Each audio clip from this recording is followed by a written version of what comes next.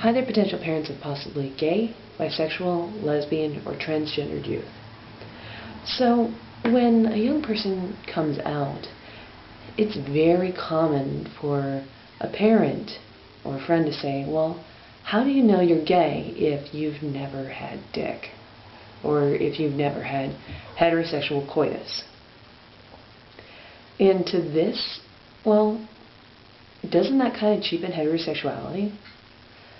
Does a person really need to engage in penal-vaginal intercourse in order to figure out their sexual orientation? And, well, the other side of that is, do heterosexuals all engage in homosexual relations to figure out they're straight? But beyond this, boiling heterosexuality down to coitus, penal-vaginal intercourse, cheapens heterosexuality. Actually, I'd almost say it's an insult to heterosexuality. How did I figure out I was gay?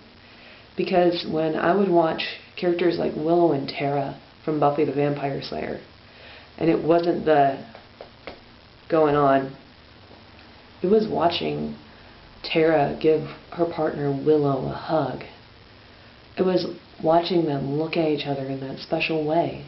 It was seeing how supportive and loving and caring about each other they are. And something that just was magical and clicked with me.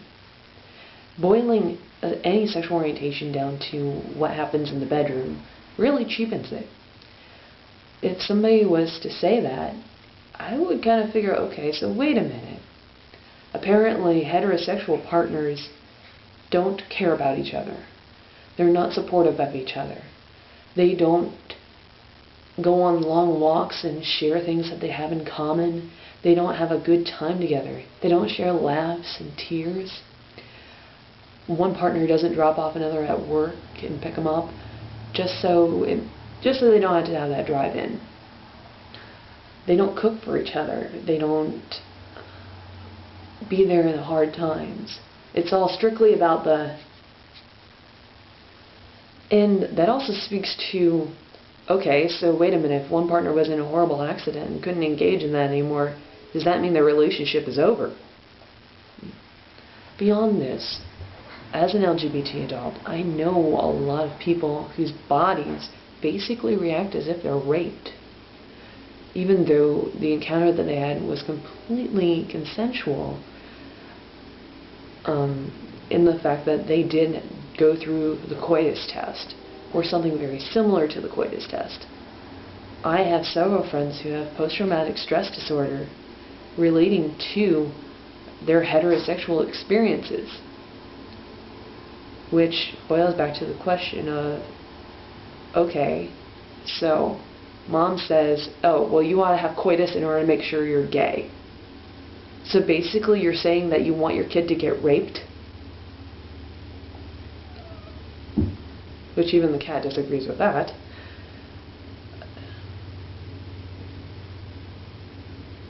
It makes it really sad, you know, not only as an insult to heterosexuality, but also in the fact that a lot of LGBT people do carry that burden on their shoulders around that physically they feel like they've been raped because they went through the Coitus Test.